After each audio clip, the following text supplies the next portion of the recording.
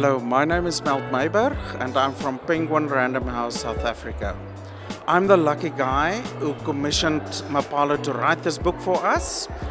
You're not broke, you're prerich. And that's a positive message that we need all South Africans who need advice on their money matters to get.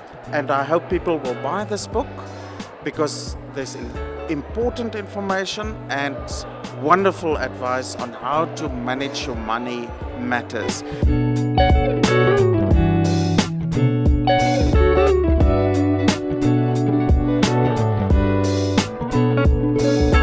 I'm very excited today to be part of this amazing road to success for Mapalo.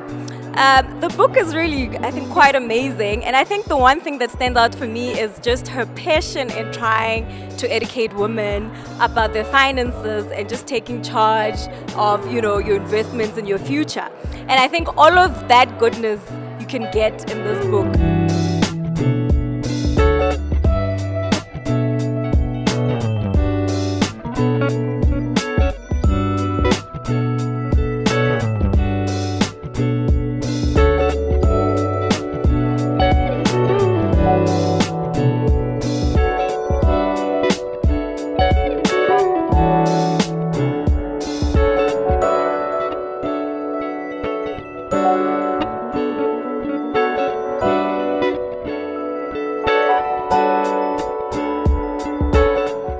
Hi.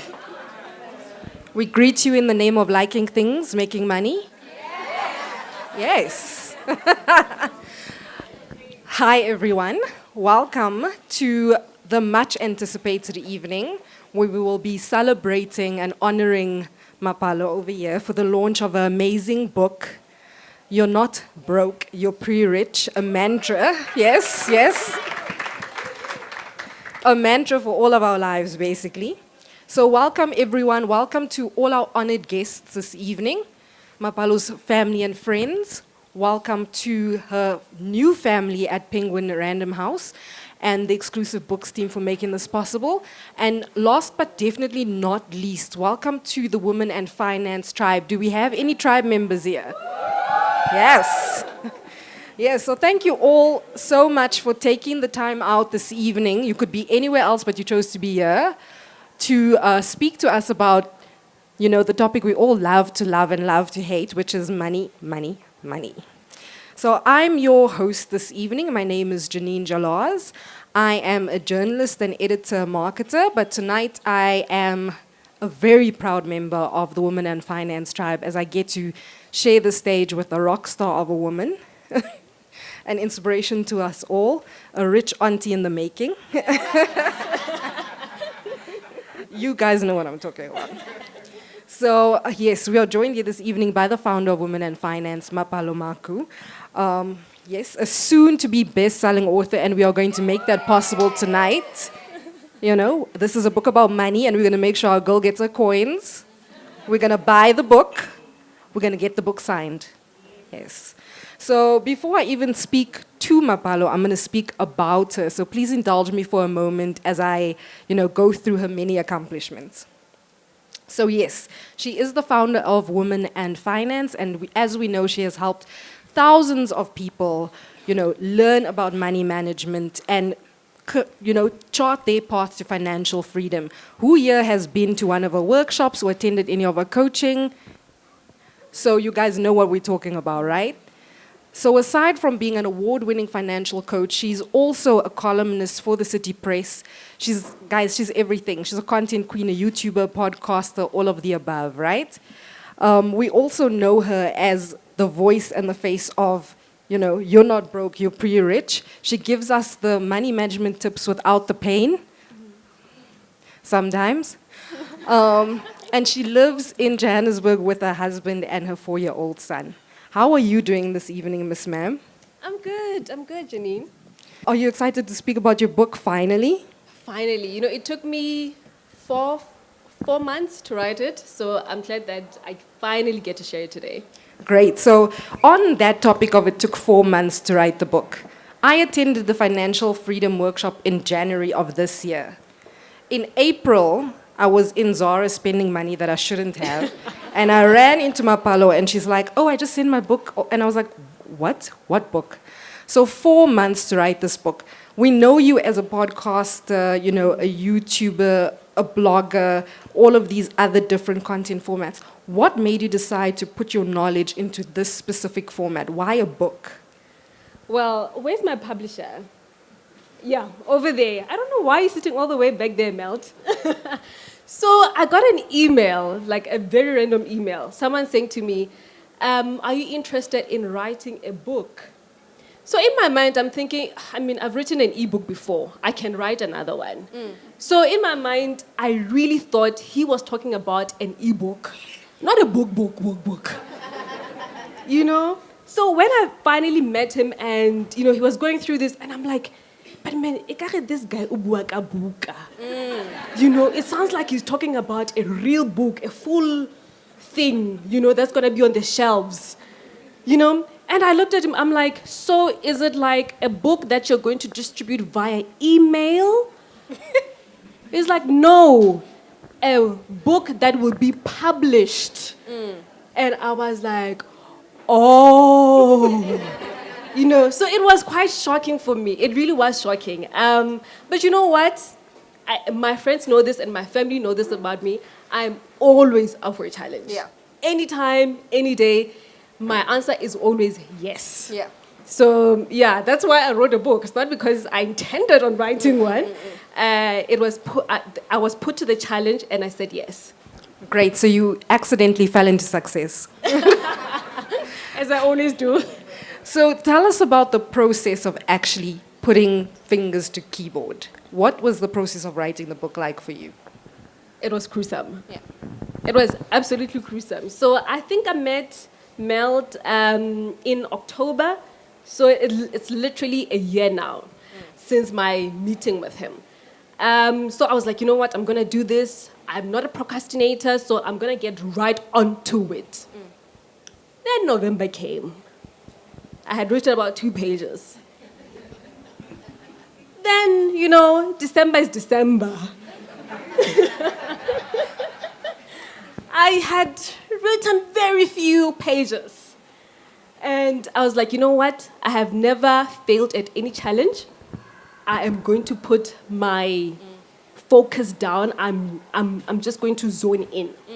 And I would sleep at 3 a.m., take a nap, take my son to school, come back, start writing again. So for me, I was like, you know what? I am going to finish this. Come rain or shine, on the due date, I will finish this.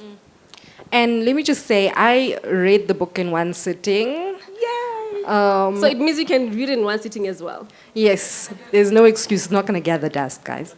And it's the type of book that I wish that I'd had when I first started working. You know?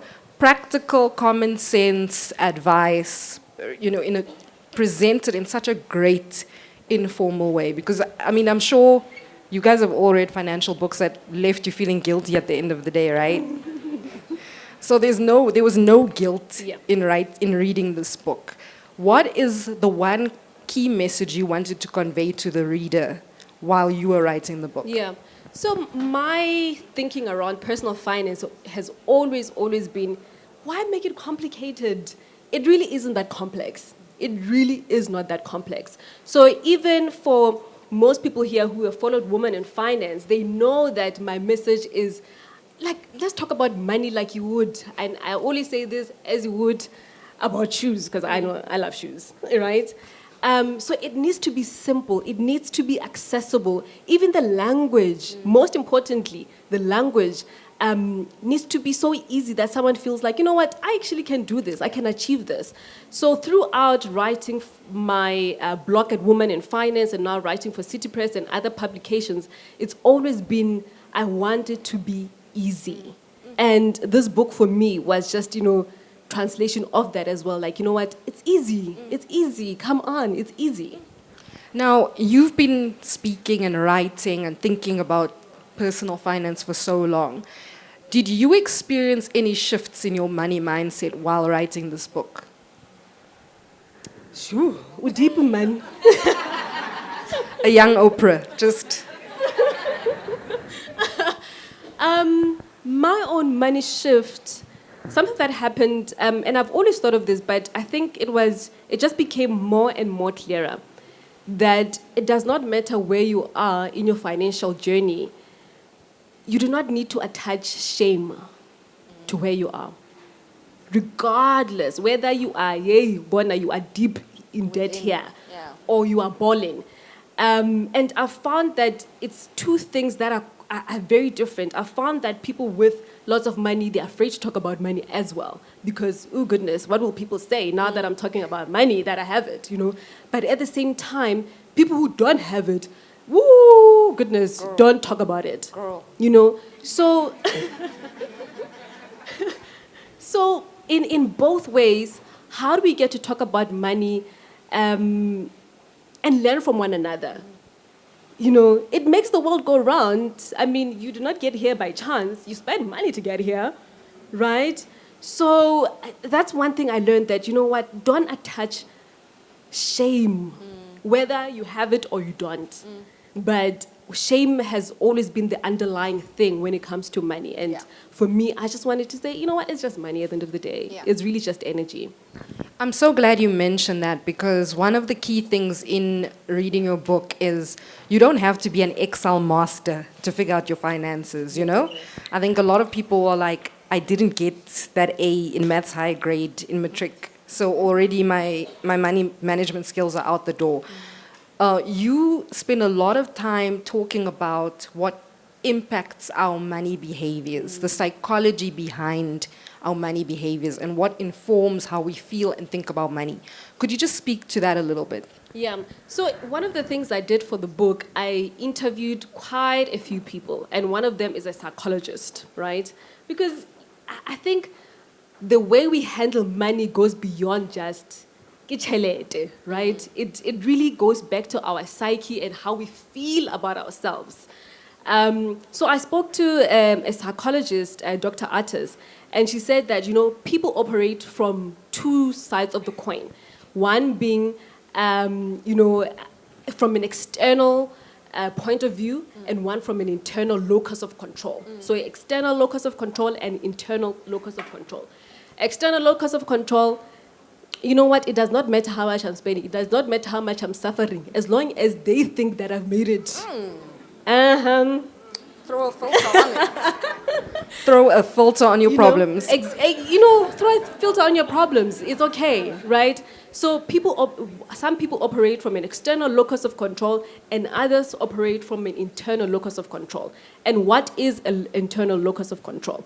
It's, I know that I'm enough. I know that I'm worthy. I know that I can go anywhere in the world and still be myself, whether I have money or not. And for me, with this book, that's what I wanted to show people, that, yes, money is very important, right? And I want you to get your money. I want you to be rich. And I want to be wealthy as well. But your sense of worth should still be intact, whether you have money or not. Did you get that? But we're still going to get rich. Yes. So, what I love about this book is there's an entire chapter on black tax.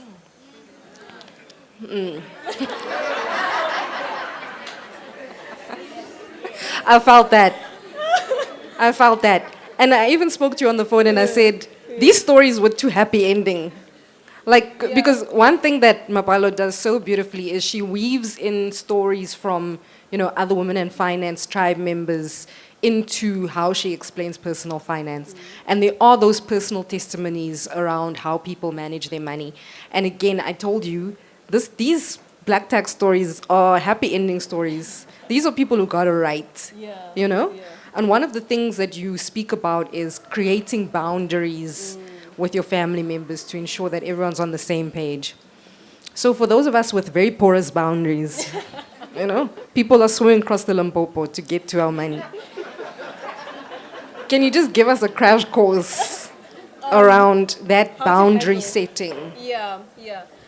So, for the book, what I did quite a lot of stories about real people, because, money is real. I'm not going to write from my class financial planning 101 and economics and accounting 101. It had to be real stories. So I did interview quite a few people on different topics. And one of them was black tax. And I said, tell me about your own experiences. The one that stands out the most for me, and I mean, all of them do, but I remember this guy, he's not here, I don't see him. No, he says I can tell you a story, it's okay.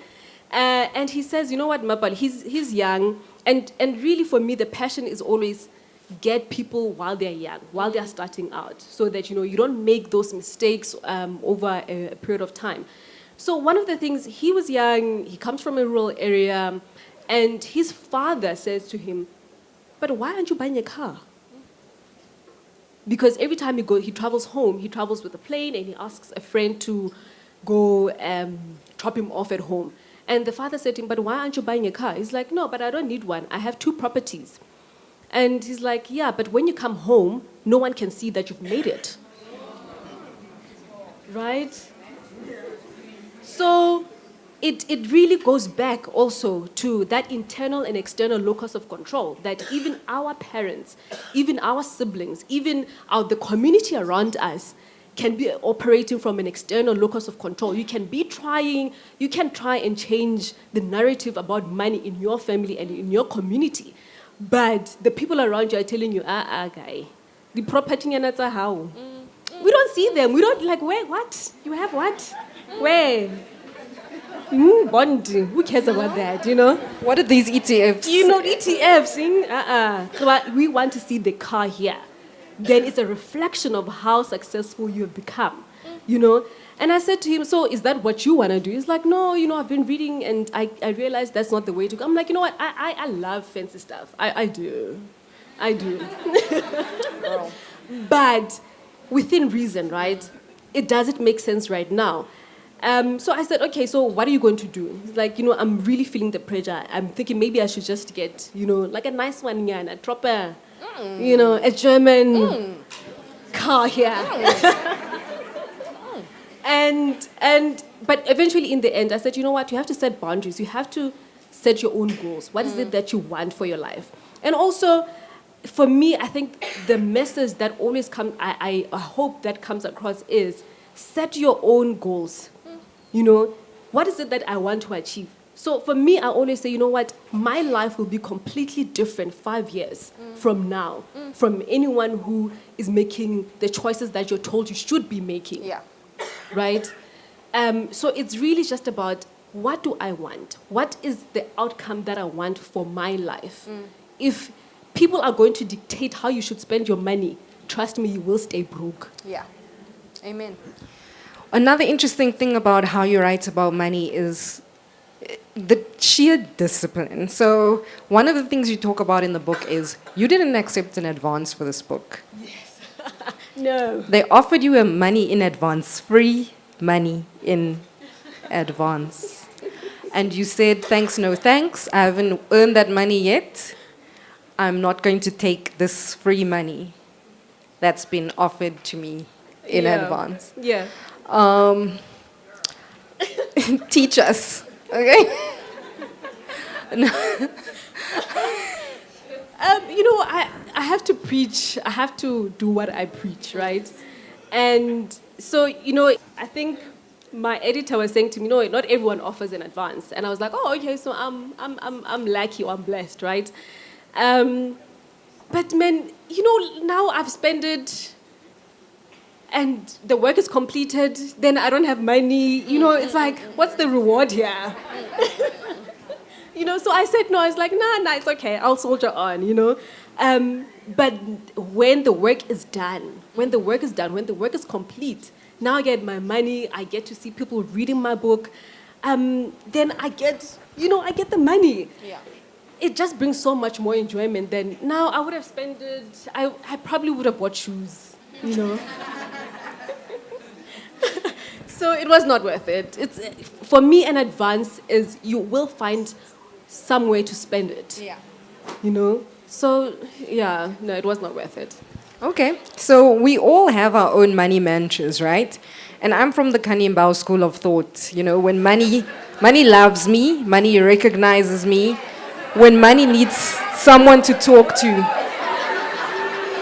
It knows who to talk to. Money finds me when it needs company. What is your money mantra?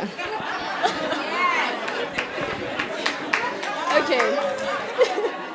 So anyone who's a tribe member here, they know that at the beginning of the year I have my affirmations, right? And my affirmations, I mean, I have affirmations for days. Like, would have to sit here the whole day. But my affirmations is that, amongst many of them, is that I believe in abundance. I really believe in abundance. But at the same time, I understand that, you know what, you have to put in the work. Like, there's no two way about it. You have to put in the work. I think there's a time for everything, right? I think our generation especially is kind of delusional that, you know what, you have to have everything and have everything right now. You know, I like, unless if you really come from a wealthy family, I'm yet to meet someone who, you know, you start off and, you know, things are just perfect. You know, you have to make decisions about your money, like, okay, what is the maximum that I can do with this money? You know, is it buying a property right now, then foregoing like dozens of shoes? Yep. Is it, you know, putting money towards my education, furthering my studies? Or I'm going to go on holiday and put it on Instagram so that, you know, everybody can see that I'm popping. You know, there's, what do you call it, guys? I know I have smart people here. Yes, but you know, like that where you have to forego something to get something else. Sacrifice. See, I got smart people in the room. Yes. There we go. Right? So there's always that opportunity cost. I'm sure there's a time when, you know, there's no such thing. Like, whatever you want, you get.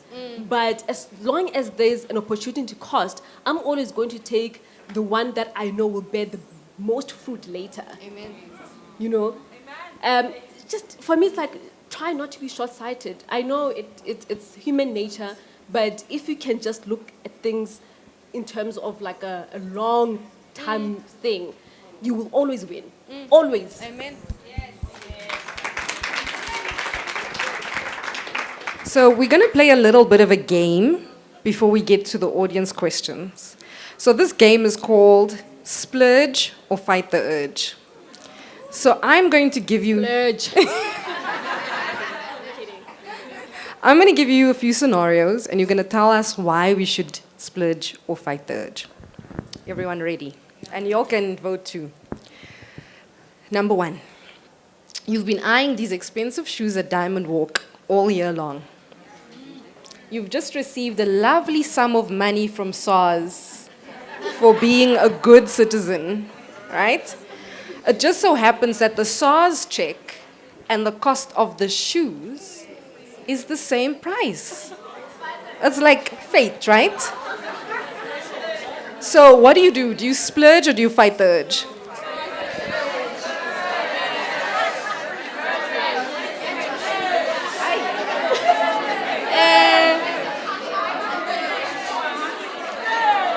Okay, have I not taught you anything since I started Women in Finance? Clearly. By the way, tax season is coming to an end now at the end of October. Please make sure you file your taxes. Okay, that's one thing. So you know what? I always look at things. You know, I love spending money. This is one thing that I think people have a misconception that, you know, I'm so perfect with money. I'm not. Right? I'm absolutely not. I love spending money. I will buy. I will splurge. Okay? But I put things in place so that I don't have to show my true colors.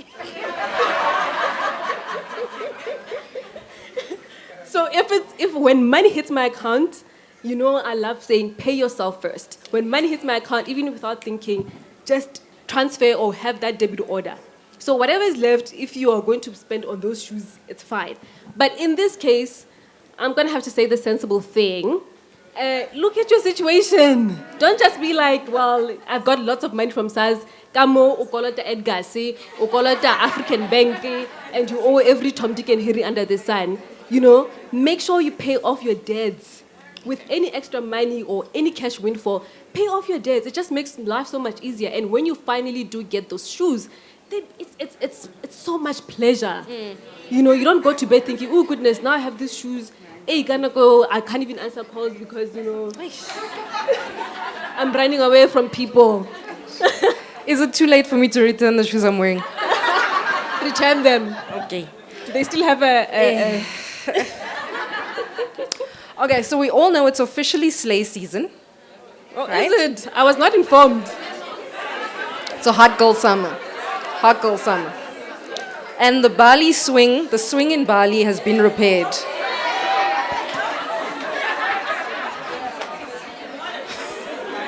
You guys are a lot. Your friend tells you to stop being boring, and instead of going home over Christmas to eat choice assorted on your mother's couch, she tells you to swipe your credit card and take a long left to Asia. Do you splurge or do you fight the urge? Fight the urge. Fight the urge. Okay, all right. So, Okay. what's wrong with this sentence? What's wrong with her question? What's wrong with her question? Thank you, done. We're not even going to discuss this. This is done. Fight the urge. Don't spend money on your credit card. Bye.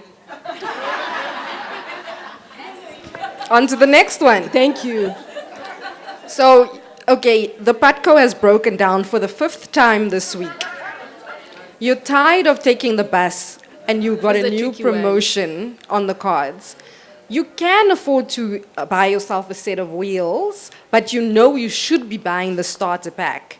You go to the dealership and the dealer tries to convince you that you can afford to buy a German machine if you get the balloon payment at the end of your payment term. What's wrong with the sentence? Thank you. Thank you. So actually, this happened to me, right? I'm still in the market to buy a new car. I just have not gotten around to it because cars are so expensive. And everywhere you go, everyone offers you a balloon payment, guys. I'm like, no. So this is what happened to me. And anyone who's watched the YouTube video, I go into the dealership, I tell them my budget, right? And, you know, but they never take you to what you say your budget is. You know, they have to extend it a little bit. Like, no, but you know, I know you said this one, but let's just take a look. I think this one suits you more. You know? And I'm there, I'm thinking, yes, I look good in this. You know? Leather. You know, leather, not, Leather. no, you know? And that's where most of us, because, you know, we like our egos being stroked. We like thinking, oh goodness, I'm, you know what, they're talking to me. They're talking my language now. You know, and already can imagine yourself driving in this car where people are gonna see, you know, I drive this car. Do you know how many people drive around in fancy cars and have nothing in their bank accounts? Girl. I'm like, I'm not trying to be that person.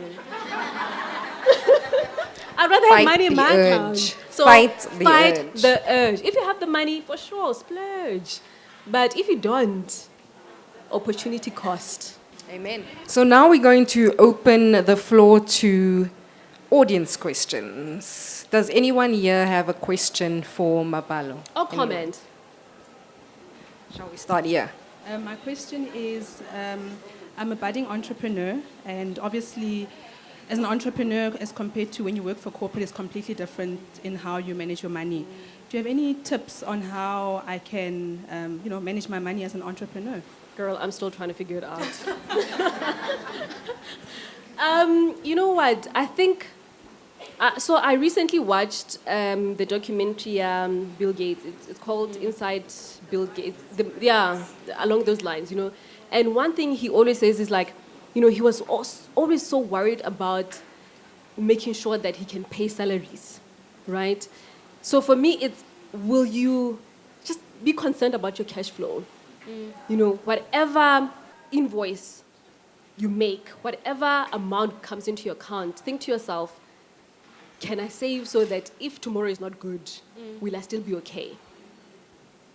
I think, especially in the beginning stages, really just worry about that. Yeah. Because, you know, opportunities might come where you need money, and now you spend all of it, then what happens? So always just be thinking, will I be able to pay people? And also, if any opportunities arise, will I be able to take them? And also, guys, for me, that's the thing about money, is you're just not saving for the sake of saving. It's the fact that should an opportunity come about, will you have the money to take the opportunity? I think that's the true sense when it comes to money. Because money makes money, right? Most times, yes. Anyone else have a question? I saw a hand this side. Oh. My name is Maramba, and I just want to ask, I heard you talking about a tribe, and I saw hands going up. So I just want to ask, how can I join the tribe to get continuous feedback? I don't know. Because, okay, I don't want you to just end on the book. I want to get continuous feedback and support. Yes. Please explain how that works. Okay, question. all right. Thank you. Actually, no one has Great ever asked me, question. how do I well, someone has asked me on email. So the tribe is really people I engage with on social media. So on Instagram, Mapalo Makhu, on Facebook, Women in Finance. But also I have a newsletter that I sent out. I try to do it once a week. Sometimes it's not always like that. What are you saying? She is part of the tribe member for a very long time now. So it's really just like the various points where I engage with people. So if you go onto my website, womaninfinance.co.za, sign up for the newsletter. They are not boring. I don't try to send them every time with every information. It's really just to keep in touch. And you know, sometimes I give you one tip or two tips, or I give you, like for people who've subscribed to my newsletter, they knew about this before anyone else. So really, that's just my tribe. Those are the people that, you know, I love. We had a question over there. Hi. Hi, Doc. Congratulations. I am so, so proud of you. I'm still getting goosebumps about this. And because I'm part of the tribe, I literally got goosebumps when you sent out the message. So absolutely proud of you. And I just really want to comment in that I've known Mapalo when she was still employed, when I almost like wrecked my car. And the most kindest person, because she still came to me to like check if everything was fine. And from there, you know, a relationship grew. But what I actually really want to comment on is that it's not an elitist thing, you know, the whole financial thing. And I'm speaking from personal experience. I had this one nanny, and I just used to talk to her about money and so forth. And I literally just actually called her and I said, listen, this is what's happening. Can you help her? And she did not even take a second. She came to my place and sat down, and I personally witnessed one of her money counseling sessions. And it was just so incredible how you could make her understand her finances and how she can overcome her debt and so on. So I really, really applaud you to that. And anyone who needs that type of help, don't be shy, and it's completely like judgment-free, and it's really worth it. And yeah, so congratulations, extremely proud of you.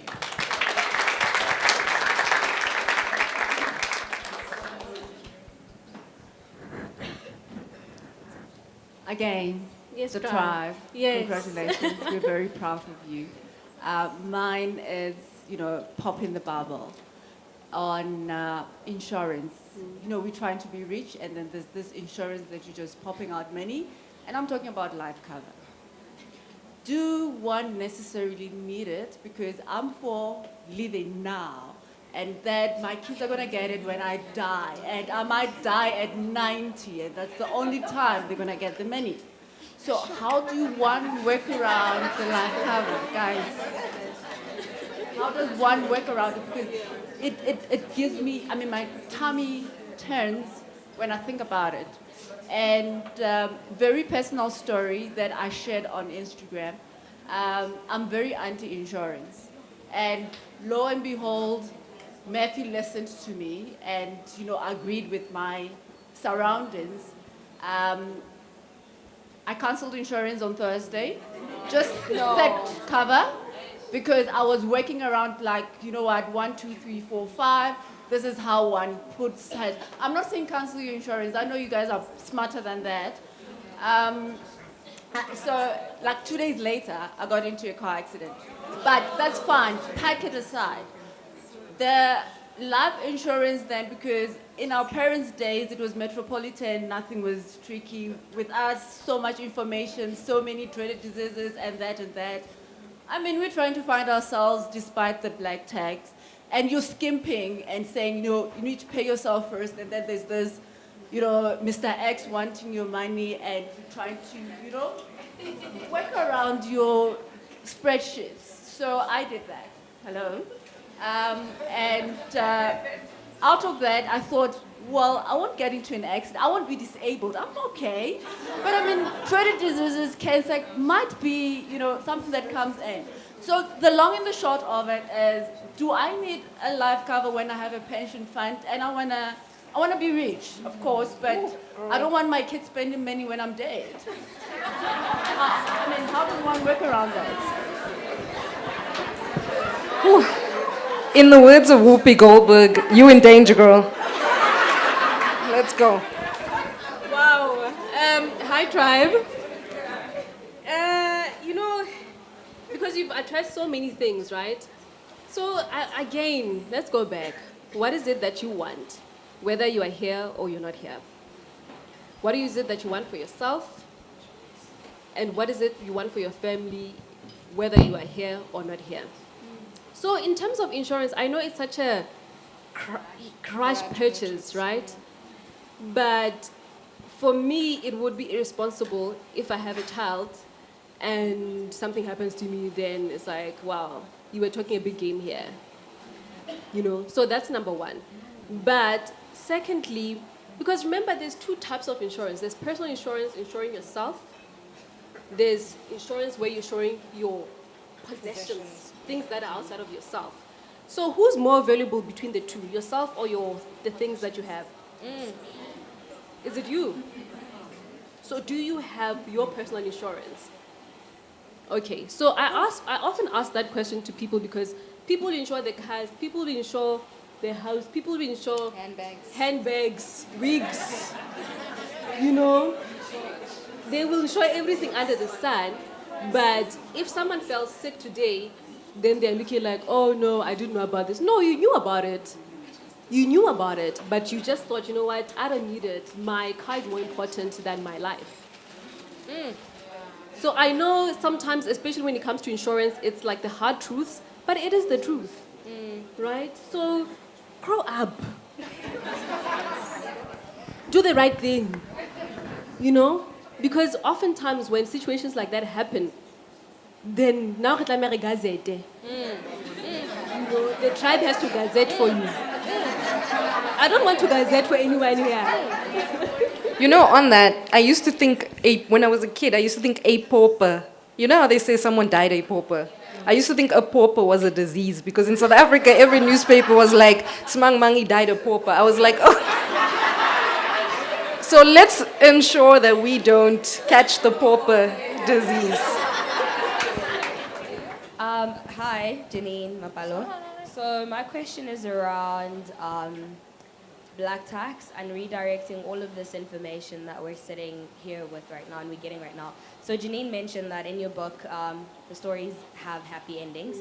And in most of our realities, the stories don't have happy endings with regards to black tax. And now my question is that we're getting all of this information, we're kind of passing the, you know, we're educating ourselves. But the reality is that sometimes the people that need this information more than you do is the parents at home.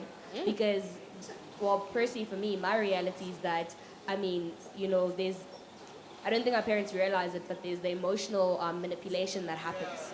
You know, a person will call you and be like, yo, we don't even have food, or I don't have money to get to work, and your boundaries, yes, you have, but they're porous, as Janine said, because there'll be that, you know, emotional, you know, and I mean, looking back, you know the sacrifices and the things that your parents did, especially as a young black woman, to get me where I am today. So I can't miss when, like, she does all of those things. So my question is, how do we get the information back? Especially as people that reading wasn't necessarily encouraged when they were growing up, and it's not something that they actively do in their old age. So how do we, Yeah. great question. That is a very good question. It's always a tough one, especially when you're dealing with family, right? But I think the most important thing is honesty. Sometimes we ourselves are not honest and saying, you know what, Mom, Dad, I actually don't have money right now. Yes, you want to do the best. You want to do the best. But I think the first thing, be honest, sit down with them and say, you know what, actually, this is how much I can afford on a month-to-month basis. Or, I'm so deep in debt that I actually cannot afford to do this. How about we start, I don't know, if there's siblings around the house, how about we start maybe making cookies or something that can bring some sort of income to sustain the household, So I think sometimes our minds are so narrow on just giving money that we don't think of other options that we can put to the table. But it really starts with being honest and saying, you know what, actually, I don't make that much money. I don't have it. I might look like it. But I don't have it. I'm working towards it. But also, I think that makes you accountable to your decisions as well. That you don't find yourself splurging on things that are unnecessary, that you really become aware of your spending habits and saying, you know what, I truly want to help my family out, but I cannot help them if it's a mess. So let's find solutions together. And I understand that some families, the dynamics are so difficult and sometimes really just toxic, right? And what do you do in toxic relationships? Set boundaries. Just set boundaries. No, it will be uncomfortable, but you know what? People will live. Really, they will live. For me, my parents are here today, and my parents, I know they are the most understanding people. Like, you know what? I want to do this, but I'm just still praying right now. It will happen. And if it's something that is really necessary, then okay, I'm gonna try and make it happen. But like I said, I understand there are toxic relationships, parents' relationships. Just set boundaries, put your foot down. It's gonna feel uncomfortable. That's the thing about boundaries. Most of the time when you start setting boundaries, it feels uncomfortable. But you have to do it for yourself. And people, sooner or later, people get comfortable with your boundaries. I've seen it in my life. Really, people get comfortable, whether they like it or not, it's just who you are. Yeah. But they are important for you more specifically. Yeah. It's a tough one. I'd say those are questions. Hi, we have the mic over there. Hi, not a member of the tribe, but I will be soon. You better be. So I have two questions. Yes. One is piggybacking off insurance. It has to do with medical aid. I feel like medical aid is a problem. I mean, I don't know about how many of you guys have exhausted your medical aid savings within a first month of going to get your glasses or something. So I just want to know how does one choose the best medical aid for them? Because I feel like I thought I chose the right medical aid for me. But if I can exhaust my savings with just getting a new prescription glass, then I'm not really sure. And then the second part is, what would you advise in terms of buying a house? What are the things to look out for, especially as a new homeowner in this current economic climate? Okay, all right. Okay, the first one, I will be truthful. I do not have an answer for you. Medical aid is like a wild beast. Love, babe, how much do we pay in medical aid?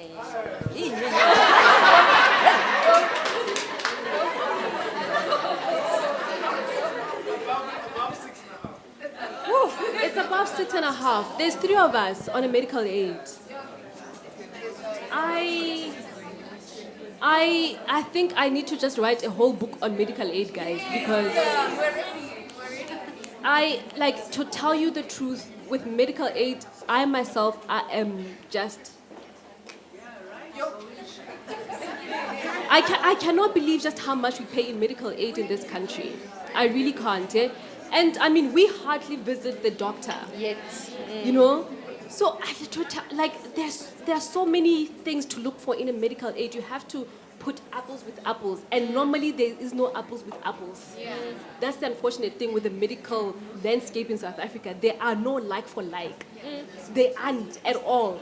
So for you to choose one, you literally just have to land one and be like, oh, oopsie, they said this is the best one. Unfortunately, but it pains me.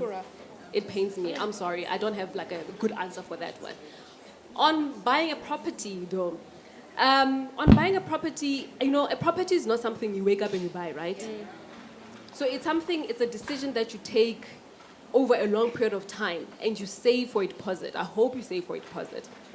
So one of the podcasts I did with Maya, this lady had wanted to buy a property, and the bank said to her, excuse me, if you shop around, you will get penalized. It will reflect on your credit record, and you will get penalized. And I said, what the? Beep, beep, beep, beep. So I just sometimes feel like there are people or some of these companies, they try and make it sound like, it should be hard when it isn't. And they give you misleading information. So the first thing, make sure that you try have a deposit. It will be in good standing. Also, shop around. Shop around for different interest rates. Different banks look at different profiles. Whatever, like even if it's a 0.5% difference in terms of the interest rate, it will save you thousands and thousands and thousands of rands over a long period of time. If you are looking to buy to live in the property, is it an investment, or is it just somewhere where you live? Is your house an investment, or you just really live in it? Yes, if you live in it. Okay, people want to bite my head off every time I'm like, your house is just your house, you live in it. Well, it's an investment in that eventually it will become your own asset, right? But do you have the title deed to your house? The bank has the title deed. So the bank really owns this thing until it's fully paid off. Or unless you sell it and maybe you make a little bit of a profit, but you still need somewhere where you live, right? So yeah, I think also negotiating with the bank. A lot of the times people just take whatever the bank says, and I have realized that banks are actually willing to say, okay, if you've been good with your finances and you're bringing in X and Y, yes, you can negotiate. A lot of the times people think, oh, the bank is the big man and I'm the small man, so I'm just going to let them do whatever they want. You can negotiate those interest rates. Yeah. Cool. So we're going to take 3 last questions. I think... Why? Why? Obviously, thank you so much. Congratulations on the book. Looking forward to read it. And then my question is, I'm sure everybody's seen what's been happening with the Peter Moyo and Old Mutual Game of Thrones. I think I'm so annoyed by the bullying of white corporate right against black executives or black people who work in these companies. And my reaction towards that is always, can we walk with our money, vote with our money, right? But the problem is, Old Mutual is vital. All of these pension funds and all of these, insurance companies, where can we actually take our money to where it will be appreciated? Woo, girl. Sure. You know what? It's a really tough one because I don't know what's happening there, really. I haven't even, I followed it, but that's not what this today is about. Coronation, Alan Gray, Old Mutual, Fed Group, you name it. It's owned largely just by white, it's corporate white, So for me, the question to you then is, what are you doing about it? Because, I'm the kind of person who says, we complain and we talk about, all these big words, what are you doing in your space to make sure that people can either invest in your business or they can invest in other businesses that, are black? And to tell you the truth, it hasn't been many that I have recommended. There are black asset managers, definitely. So when you are looking to invest, perhaps, do a bit of homework. I actually did an article on that last year, the rise of the black asset manager. And there are quite a few. How many people in here read that article? Did you read the article? Subscribe to the tribe. So I think also it really does require some work on our side. We can't complain, but there is no effort from our side. Like, okay, you know what? I found X and Y. Do you think this is a good option? Let's put in the effort to actually say, I want my money to go here. Let's not just talk a big talk. Yeah. Let's actually do some research. Yeah. And there is a black woman who is a CEO of a major bank in SA. So take another look at African Bank. Pasani Maluleke is there. Yeah. There was a question. Let's take the gentleman. Let's take the gentleman. Mapalo, well, congratulations on your book. I met you 3 years ago, I think, when you just quit your job. And it's been fantastic to see you grow and all of that, the culmination of the book. Natis Funujoni Tribe. The question really is a light one. Is this a female book, Women and Finance? Who's this book for? Yeah. The thing about money is that it doesn't say you're male or female. Right? When you have money, you have it. When you don't, you don't. Whether you're male or female. But I always say that I focus so much on women. And I always give this example that when I used to work in corporate, I would give these workshops, right? And in a room full of both male and females, the males would, just talk, without even raising their hand, just be like, yeah, I know what you're talking about. And the females all the time, when I was done doing a presentation, they would come to me by the door. Oh, what you said about this and this, I've always thought it's this. So for me, I realized that people have always just talked over women about money. As if women, we just want to spend. Sure, we do. But we actually want to do meaningful stuff with our money. Remember that women, we are the biggest decision makers when it comes to money. But our money is not going towards investments. It's not going towards long-term investments. It's going to our kids, extramural activities, willies, everything else under the sun except for those long-term investments that are going to make a difference in our lives. So for me, Women and Finance was saying, women, we need to start making important financial decisions, not just hair, makeup, nails done, hair did all the time. We need to make important long-term financial decisions. Things that when you're 60, you might be married or not, that you will still be slaying. How many of you really here can say, I'm making important financial decisions for myself? Not just for my family. I have a family. I love my family. I think it's important. But do we make selfish financial decisions, long-term financial decisions for ourselves? We hardly do. But if I asked you, what extramural activities do you want to sign up for your son or for your daughter? Whoa, people will raise their hands very quickly. But if I say, how much is in your tax-free savings account today for your future, for yourself, not for your son, not for your daughter, the room will be quiet. So for me, it's just saying, just be slightly selfish when you're looking at your own finances. It's okay. There's nothing wrong with it. You're not going to die. You will actually be better off by taking care of yourself than you can take care of other people, as we normally do. Amen. So it's not just for women, but specifically for women, because I find that it's harder for us to talk about money. Yeah. Great. So men, more than welcome. So last question. The aim is to slay at 60. This lady has already hijacked the mic, so... Okay, so this is not the last. So you and then that lady with the glasses, the blue flowy top. Hi, Mapalo and the tribe. My name is Charmaine. Well, when I received the email saying that there'll be a launch, I typed in saying, yes, I'm coming, but then I forgot to send.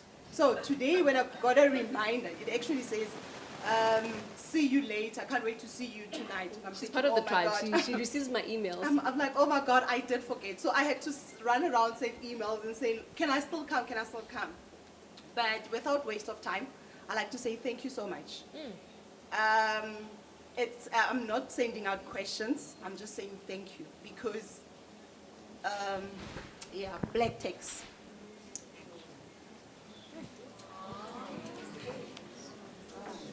Yeah. We had a dip, and I'm one of those people.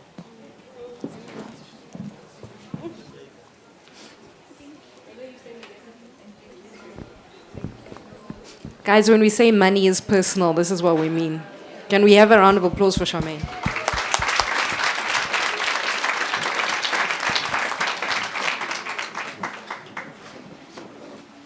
It's tears of joy and tears of sadness because I've learned so much from this woman. She really shaped me. It's been 2 years already I've been following her. But because of her, I've learned to put my foot down and say, no, I can't do that. And I've tried to help some other ladies from my church group. And it's very nice to see them come to you and ask you, how do you cope? How do you do this? I've recently inherited a house from my parents, but it has a lot of work to do. So at times you find yourself deep and then you want to come back. But nonetheless, thank you so much. Thank you.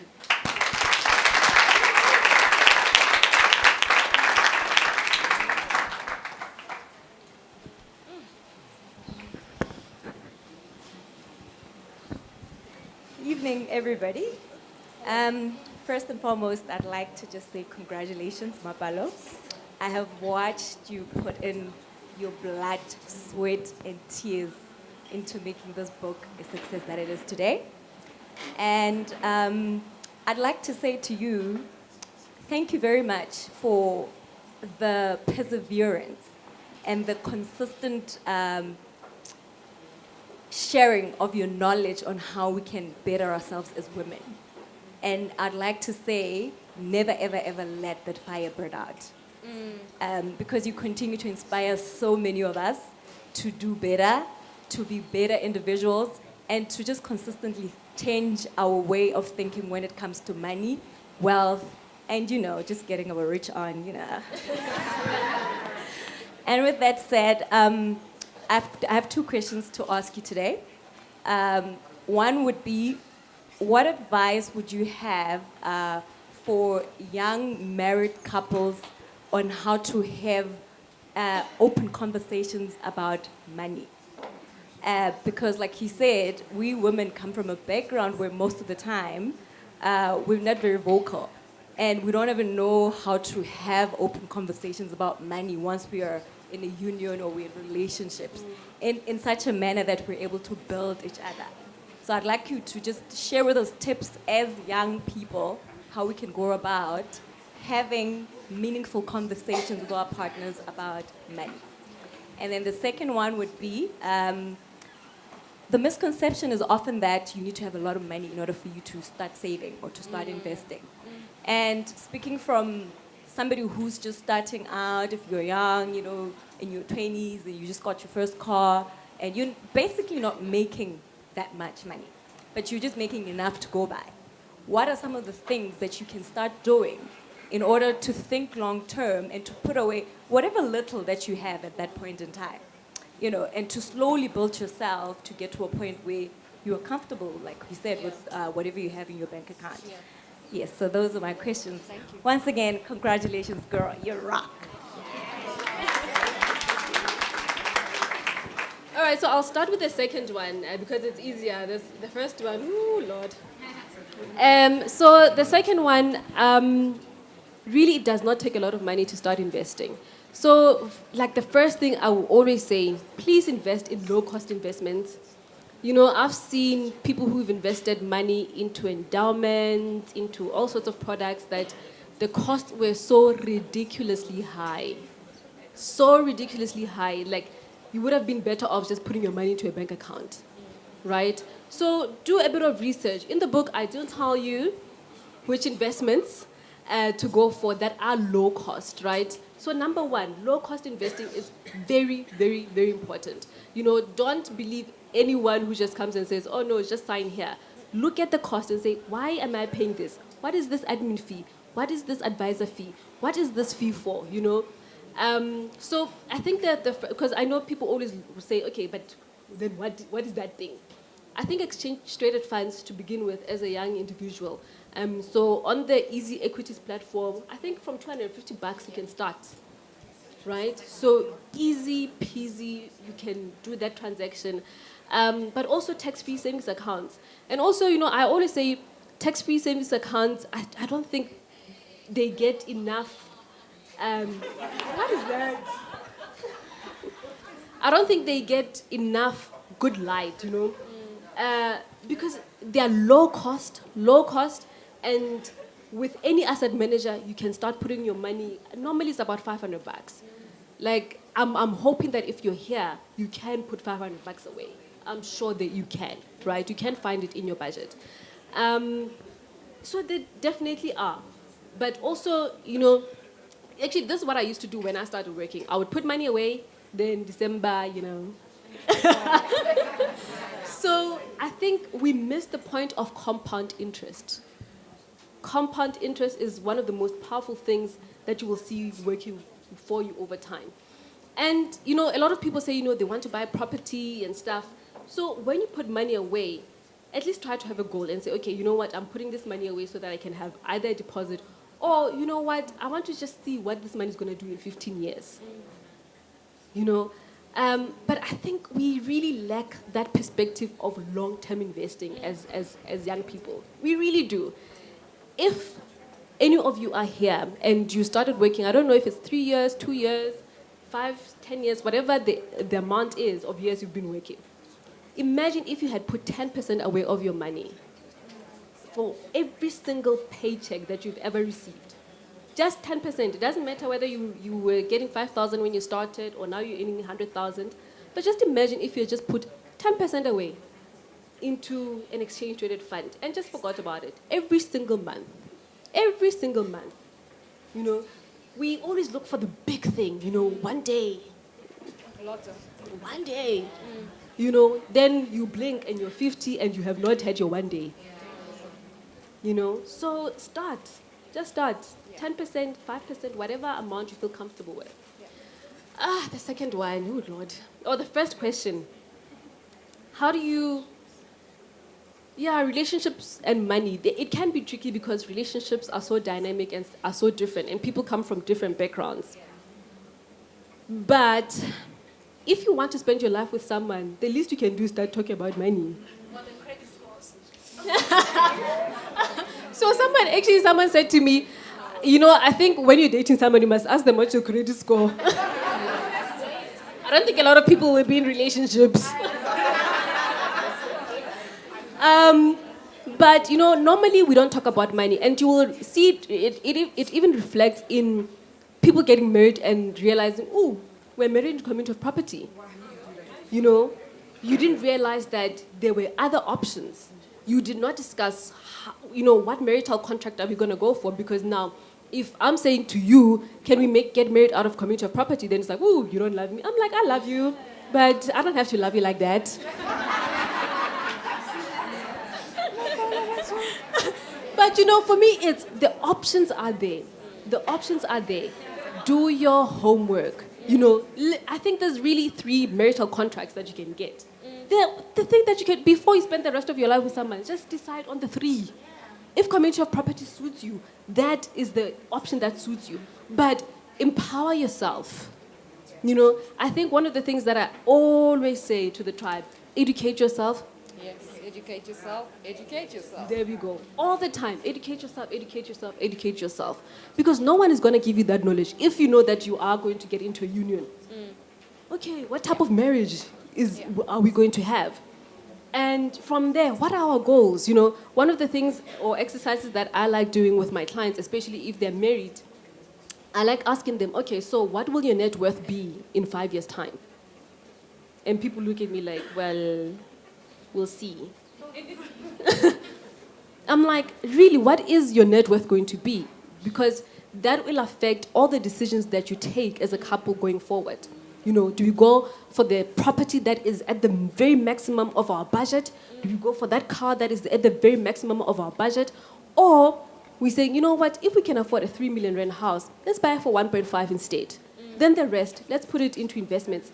Then in 5 years' time, we know that our net worth will be close to 1 million. Or from there, it will be close to this much.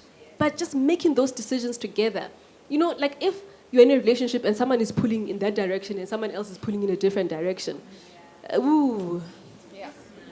You know?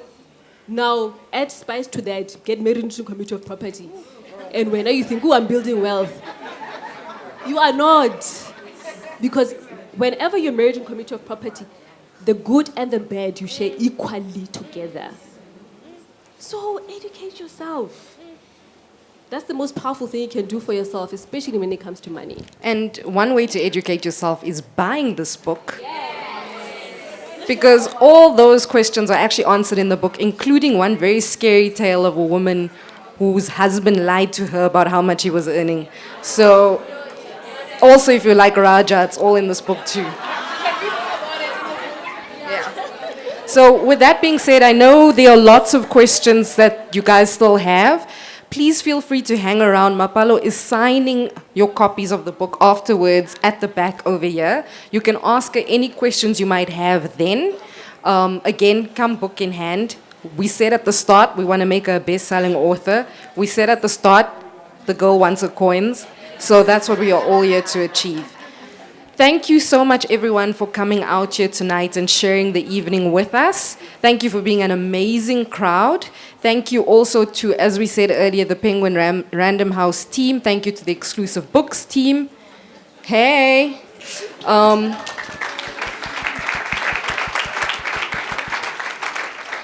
Thank you to the Women and Finance Tribe. Mapalo, do you want to thank anyone specifically or share some final words? Yeah. No, I just want to say thank you so much to the tribe. I know I did share a short video of saying, you know what, this book wouldn't have been possible if it wasn't for you, tribe. But again, thank you, thank you, thank you. I know you're going to buy the book. And I think also my family, my dad is here, my mom is here, my siblings are here. Thank you so much. I love them. And obviously the Penguin team, they have been so amazing. I was saying earlier to Ronelle, she's the editor, she's back there. I was saying to her, you know what, I thought she did not want to hear a word from me again because I'm the type of person who asks so many questions, so many comments. No, but we said we're going to do this. So thank you so much for your patience.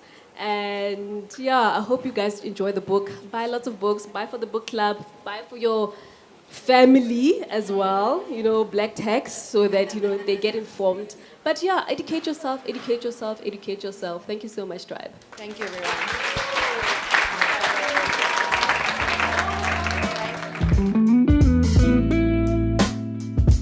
Hi Mapalo, congratulations girl. Your book launch was a success. I know how much hard you've worked for this and it went so well. It's been beyond expectations and I am very proud of you. I know how hard you worked on this.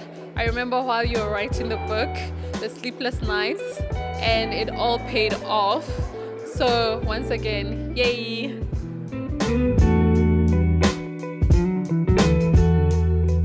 Congratulations, love. I mean, this has been a long journey. To Mapalo, I know, like literally from the moment we got the call from Penguin, it was unexpected, to be quite honest. We knew that part of the journey in life was to say, we're going to end up writing a book. You're going to, you know, demonstrate to the world, you know, your ability, your capability, and share. And at the end of the day, I think you're already beginning on this journey, and I'm really, really proud of you.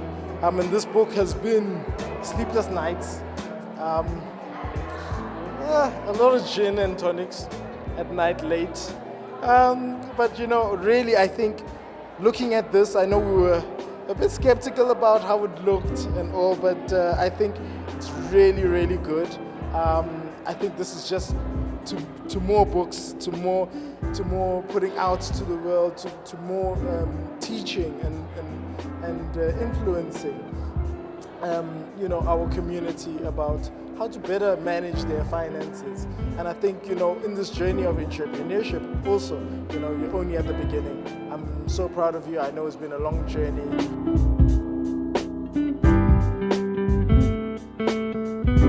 Once again, congratulations on your book. Wow, I am so proud of you. I don't even know what to say. I really am so proud of you. I am also trying to take it all in. I cannot believe that you've allowed God to work through you with so much passion. It is unbelievable to watch. And I'll keep saying it, you are such a hard worker. Thank you for having patience with people like me who aren't so good with their money and actually speaking from a place of care and love, even though you're a bit strict. But yeah, congratulations again, and I am absolutely in awe.